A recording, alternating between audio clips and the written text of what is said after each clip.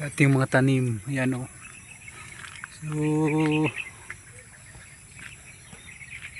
So isang buwan na to. Ayan o.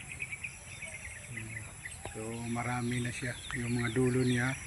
So paakyat na doon sa may bakuran. Ayan o. Ayan. So nagtanim tayo ng talbos ng kamuti. Ayan. Ayan, mga talbos yan ng kamuti. Nagtanim tayo. So walang problema ng gulay. So dapat tayo is magpalakas. O yan. So medyo malaki na siya. O. Yan, patula. Dito tayo sa ilalim. So ito ayusin natin to para dyan talaga siya dumadaan. Yan.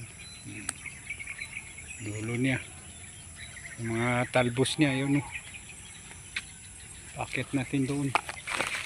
Para pag ano siya, may bunga siya. So marami na, yun. So mayroon tayong gabi, tinatawag na lutya dito sa sa Mindanao, si Bisaya. Yan. Mayroon tayong patula dyan. So mayroon tayong kamuti. Yan. So ang dami na matalbos niya, no. Yan. Mga talbos niya. Yan. Mga tanim hanggang papunta doon. So dito, yan. So ito na, tinatanim natin. Yan. Patula hanggang papunta dito sa ilalim. So may kamuti tayo. Mayroon tayo dito ng kalabasa tayo. May kalabasa. Yan o. Kalabasa. Yun, kalabasa. So may saging tayo. Natawag na saging yung pang barbecue. Yung tinatawag na kadisnon. Yan. May bayabas tayo. So nandun tayo to.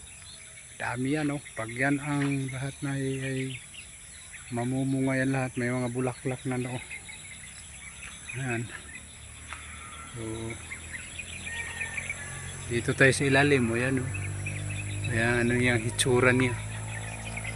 So, dami na tayo natanim ng mga patula.